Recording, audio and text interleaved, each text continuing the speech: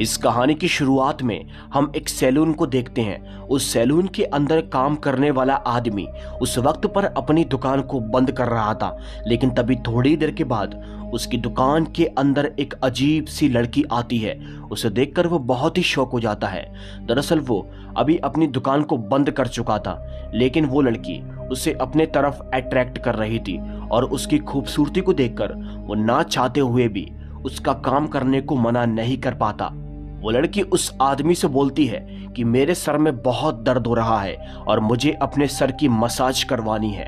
ये सब सुनकर वो आदमी उसकी मसाज करने को तैयार हो जाता है। वो आदमी उस लड़की से बोलता है कि जल्दी से आकर सीट पर बैठ जाओ, और जब वो उससे ऐसा कहता है तो हम देखते हैं वो लड़की अजीबोगरीब तरीके से अपने सर को अपने शरीर से अलग कर लेती है और इसी के साथ अपने सर को उस आदमी के हाथ में दे देती है।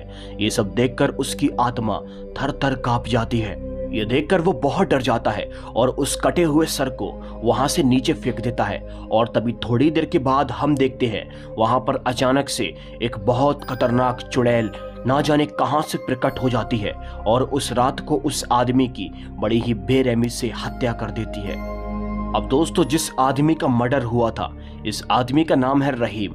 अब कहानी यहाँ से शिफ्ट होती है और अब हम 3 दिन के बाद का सीन देखते हैं। 3 दिन के बाद हम रहीम के दोस्तों को देखते हैं। दरअसल ये 3 दोस्त और होते हैं। ये चारों के चारों आपस में बहुत अच्छे दोस्त हुआ करते थे, और जब रहीम की मौत की खबर इन लोगों को पड़ती है तो ये लोग बहुत ही इमोशनल और बहुत ही सैड हो जाते हैं। इन तीनों में से एक लड़का होता है जिसका नाम माइकल है। माइकल को रहीम की मौत का बहुत ही दुख था। वो उसकी पुरानी बातों को बहुत याद कर रहा था और कहीं ना कहीं उसका ये भी मानना था कि रहीम की मौत एक नेचुरल मौत नहीं है, क्योंकि पोस्टमार्टम रिपोर्ट के अंदर उसकी मौत को एक हार्ट अटैक की वजह से बता दिया गया था।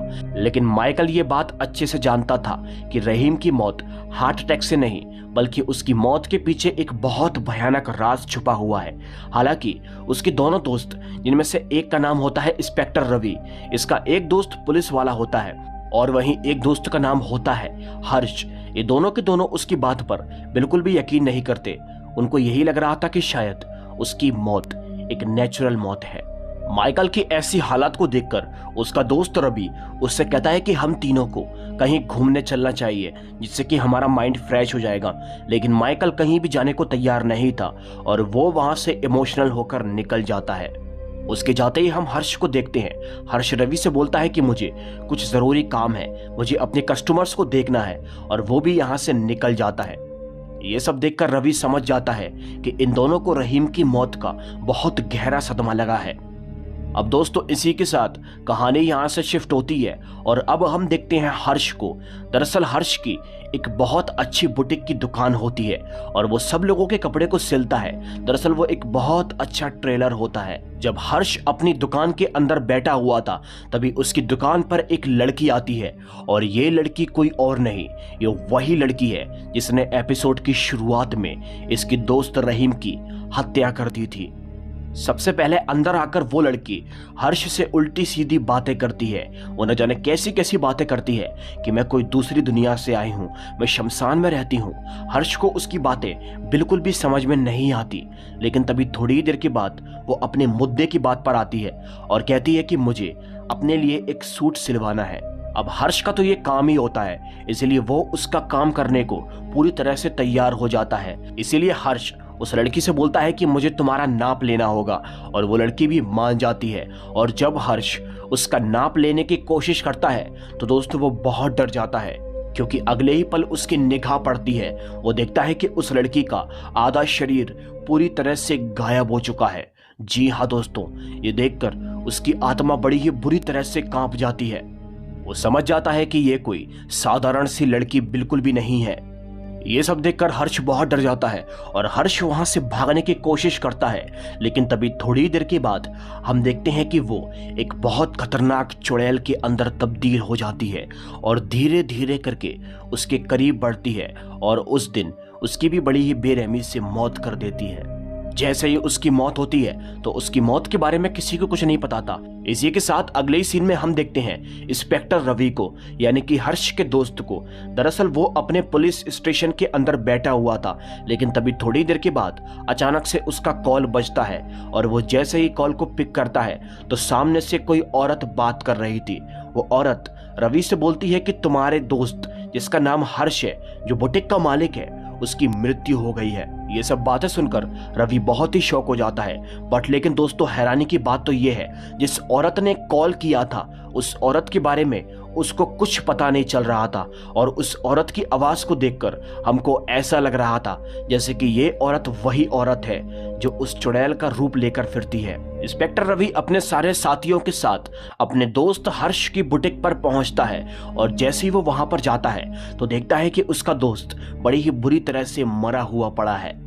अब इसी के साथ सारे पुलिस वाले उसकी बुटीक की काफी इन्वेस्टिगेट करते हैं, लेकिन उन्हें कुछ हाथ नहीं लगता। थोड़ी देर के बाद ये उसकी बॉडी को पोस्टमार्टम रिपोर्ट के लिए भेज देते हैं। और अब दोस्तों दिखाया जाता है रात का सीन। रात के वक्त पर इंस्पेक्टर रवि अपने घर पर होता है और उसके सामने उसका दोस्त जिसका नाम माइकल है वो बैठा था। माइकल अभी भी बहुत डरा हुआ था। वो अपने दोस्त रवि से बोलता है कि मुझे बिल्कुल भी कुछ अच्छा नहीं लग रहा है। मुझे पता है कि ये दोनों मौतें बिल्कुल भी नेचुरल नहीं है, इनके पीछे भगवान का हाथ है। हालांकि रवि उसकी बातों पर बिल्कुल भी यकीन नहीं करता, लेकिन माइकल बार बार एक ही बात को रिपीट कर रहा था, जिससे कि रवि को बहुत गुस्सा आता है और वो उसके गाल पर एक जोर का तमाचा लगाता है। लेकिन माइकल उससे एक ही बात कहता है कि हम दोनों की मौत भी तय है, हम दोनों भी जल्दी मरने वाले हैं, क्योंकि हमने जो पाप किए हैं उसकी सजा हमें जरूर मिलेगी। अब दोस्तों, ये लोग किन पापों की बात कर रहे हैं इसके बारे में तो आपको आगे पता चलेगा। वीडियो को अंत तक जरूर देखते रहिएगा। अब दोस्तों, इसी के साथ कहानी यहाँ से शिफ्ट होती है और अब हमको अगले दिन का सीन दिखाया जाता है। अगले दिन हम देखते हैं इंस्पेक्टर रवि जब अपने पुलिस स्टेशन के अंदर पहुंचता है तो वहां उसके पास एक आदमी आता है। दरअसल एक बूढ़ा आदमी आता है जो बहुत परेशान था। वो बूढ़ा आदमी इंस्पेक्टर रवि से बोलता है कि हमारी बेटी ना जाने कहाँ गायब हो गई है, उसका बहुत दिनों से कुछ अता पता नहीं है, वो किडनैप हो गई है, प्लीज हमारी मदद करो। इंस्पेक्टर रवि उस आदमी को अच्छे से जानता था, क्योंकि वो आदमी एक बहुत बड़ा शराबी था।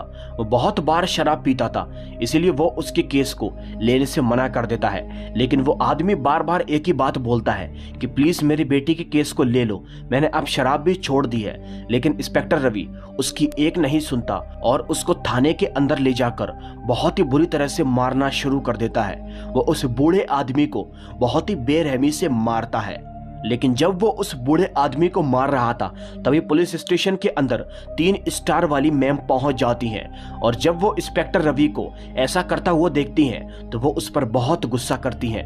अंजलि मैम उस बुरे आदमी को थाने से बाहर निकालती हैं और उसे बाहर निकालने के बाद पानी वगैरह पिलाती हैं और उसे तसल्ली देती हैं कि अब कुछ नहीं होने वाला है, हम तुम्हारी मदद जरूर करेंगे। लेकिन वो अपने गुस्से भरी निगाहों से इंस्पेक्टर रवि को बड़ी ही अजीबोगरीब प्रकार से देख रही थी। इंस्पेक्टर रवि अंजलि मैम से बोलते हैं कि आप इस आदमी की बात को मत सुनो, ये एक नंबर का शराबी इंसान है। लेकिन वो उसकी एक नहीं सुनती और इंस्पेक्टर रवि से बोलती हैं कि जब तक पापा अपनी बात को पूरा नहीं कर लेते तब तक तुम बीच में कुछ नहीं बोलोगे। अब दोस्तों, ये पापा क्यों बोल रही है इसके बारे में भी आपको आगे ही पता चलेगा। वो आदमी अंजलि मैम से बोलता है, मैम मैं मानता हूं कि मैं बहुत बड़ा शराबी था, मेरे शराब पीने के चक्कर में मेरी खुद की पत्नी ने आत्महत्या करके जान दे दी थी। लेकिन एक बार हमारी बिटिया ने हमको शराब पीते हुए पकड़ लिया था, तब से वो हम पर बहुत गुस्सा किए थे और जब से आज का दिन है तब से लेकर आज तक हमने कभी भी शराब को छुआ तक नहीं है। लेकिन एक बार जब अगले दिन हम अपने काम पर निकल गए थे और जब हम घर पर आए थे उस समय पर हमारी बिटिया का जन्मदिन था, हम उसके लिए तोहफा लेकर आए थे। लेकिन हम जैसे ही घर पर पहुंचे थे तो हमें हमारी बिटिया तब से लेकर आज तक दिखाई नहीं दी है। पता नहीं उसे न जाने कौन किडनैप करके ले गया, मुझे पता है कि वो घर छोड़कर नहीं भागी है। अब दोस्तों, वो बूढ़ा आदमी जब अपनी पूरी बात को कर लेता है तो इसी के साथ अंजलि मैम अब इंस्पेक्टर रवि से बोलती हैं कि इस बूढ़े आदमी की कंप्लेंट को लिखो और इसकी कंप्लेंट को लिखने के बाद इसके केस को जल्द से जल्द सॉल्व करने की कोशिश करो। इंस्पेक्टर रवि भी उसकी बात को मान जाते हैं। बट लेकिन यार दोस्तों, अंजलि मैम इंस्पेक्टर रवि को ऐसे घूर घूर कर गुस्से भरी निगाहों से देख रही थी जैसे कि इंस्पेक्टर रवि उस बूढ़े आदमी के गुनहगार नहीं बल्कि अंजलि मैम के गुनहगार हैं। एनीवेज थोड़ी देर के बाद वो पुलिस स्टेशन से निकल जाती हैं और जब वो पुलिस स्टेशन से बाहर जा रही थी तो अचानक से वो अपने असली रूप के अंदर आ जाती है। दरअसल वो एक चुड़ैल के रूप में तब्दील हो जाती है। जी हाँ दोस्तों, यानी कि ये अंजलि मैम थी ही नहीं बल्कि ये वही चुड़ैल थी। इनके जाने के बाद तकरीबन थोड़ी देर के बाद वहां पर असली वाली अंजलि मैम पहुंच जाती हैं। जी हाँ, यानी कि इससे पहले जो गई थी वो दरअसल एक चुड़ैल थी जो अंजलि मैम का रूप लेकर यहाँ पर आई थी और अब यहाँ पर असली वाली अंजलि मैम आ जाती हैं। उन्हें देखकर इंस्पेक्टर रवि पूरी तरह से बहुत ही शॉक हो जाता है क्योंकि अभी जो मैम गई थी उनके चेहरे पर बहुत गुस्सा था और अब जो मैम आई हैं वो हंसती और मुस्कुराती हुई आई हैं। अब दोस्तों इसी के साथ यहाँ से कहानी शिफ्ट होती है और अब हम दूसरी तरफ माइकल को देखते हैं जो कि अपने घर के अंदर होता है। उसके घर के अंदर उसके अलावा कोई भी मौजूद नहीं था। लेकिन तभी थोड़ी देर के बाद माइकल को किसी के सीटी बजाने की आवाज सुनाई देती है। ये आवाज सुनकर वो फौरन ही अपने घर की छत के ऊपर चला जाता है। वो वहां पर जाकर यहाँ वहां देखने लगता है कि आखिर यहाँ पर कौन है और फिर तभी थोड़ी देर के बाद उसे वहां पर वही लड़की दिखाई देती है। यानी कि दोस्तों ये वही लड़की है जिसने ऑलरेडी माइकल के दो दोस्तों की हत्या कर दी है। वो लड़की आकर माइकल से बोलती है कि मैं तुम्हारी नई पड़ोसन हूँ, तुम्हारे चीखने की आवाज सुनी तो मैं यहाँ तक पहुंच गई।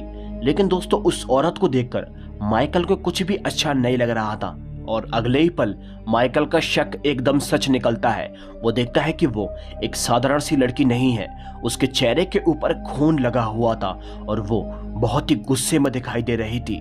माइकल अपनी जान बचाकर वहां से भागने की कोशिश करता है और ये कोई और नहीं बल्कि ये वही चुड़ैल होती है। चुड़ैल अपने असली रूप के अंदर आ जाती है और धीरे धीरे करके माइकल के करीब बढ़ना शुरू कर देती है।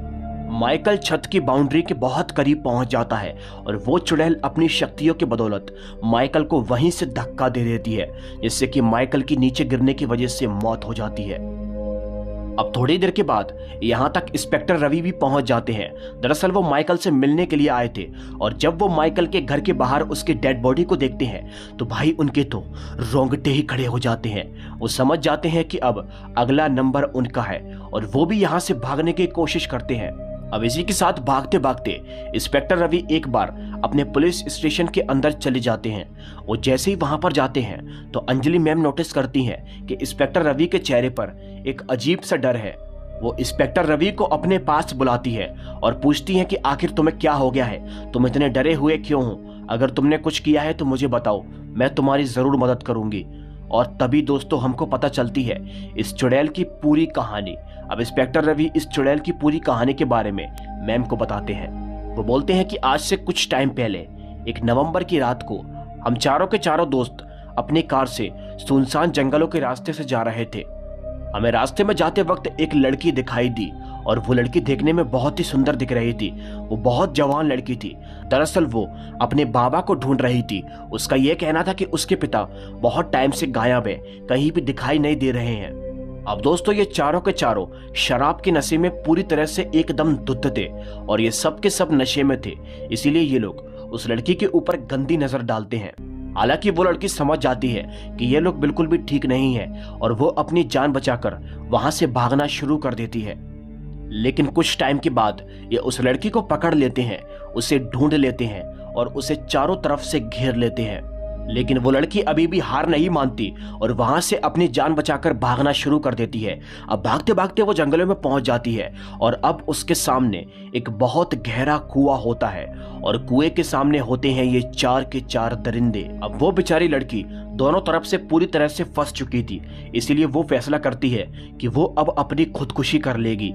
इसीलिए वो कुएं के अंदर कूद जाती है और अपनी जान दे देती है। जब वो कुएं के अंदर कूद जाती है तो ये चारों के चारों बहुत ही शॉक हो जाते हैं। इन्हें लगता है कि शायद अब वो लड़की तो मर ही चुकी होगी। कहीं ना कहीं उस लड़की की मौत के जिम्मेदार ये चारों के चारों थे, इसीलिए इसको मौत का जिम्मेदार नहीं बल्कि इन चारों ने ही उस लड़की का मर्डर किया है, क्योंकि ना उसे ये ऐसे परेशान करते ना वो अपनी जान देती। और दोस्तों सबसे ज्यादा हैरानी की बात तो ये है कि वो लड़की किसी और की नहीं बल्कि उसी बूढ़े आदमी की लड़की थी जिसके बारे में वो काफी टाइम से रिपोर्ट लिखवाने के लिए आया था। इंस्पेक्टर रवि अंजलि मैम से बोलते हैं कि ये बूढ़ा आदमी काफी टाइम से यहाँ रिपोर्ट लिखवाने के लिए आया था, लेकिन मैंने इसकी रिपोर्ट को नहीं लिखा क्योंकि अगर मैं इसकी रिपोर्ट को लिख लेता तो कहीं ना कहीं हम लोग पूरी तरह से फंस जाते और हमने अपने आप को बचाने के लिए इस बूढ़े आदमी को बहुत टॉर्चर किया और इसे बहुत मारा। उसकी ये सब बातें सुनकर अंजलि मैम बहुत ही गुस्सा होती हैं और इंस्पेक्टर रवि से बोलती हैं कि तुम इस वर्दी के हकदार नहीं हो। तभी वो कुछ पुलिस वालों को बुलाती है और इंस्पेक्टर रवि को सलाखों के पीछे बंद कर देती है। दोस्तों इंस्पेक्टर रवि ने जो किया उसको उसके किए की सजा तो मिल ही गई थी, लेकिन रुको, अभी उसको किए की सजा तो मिल गई थी लेकिन इन्होंने उस लड़की के साथ जो किया था वो अपना बदला लिए बिना कहा मानने वाली थी। अब उस लड़की के हंसने की आवाज इंस्पेक्टर रवि को सुनाई देती है और इसी के साथ अब वो लड़की जो कि पूरी तरह से एक चुड़ैल के अंदर तब्दील हो चुकी है वो यहाँ पर आ जाती है और अब वो यहाँ पर आकर इंस्पेक्टर रवि की बड़ी ही बेरहमी से हत्या कर देती है। यानी कि उसने इन चारों दोस्तों को मार दिया था जिससे कि उसका बदला पूरी तरह से पूरा हो चुका था। इसी के साथ ये कहानी यहीं पर खत्म होती है।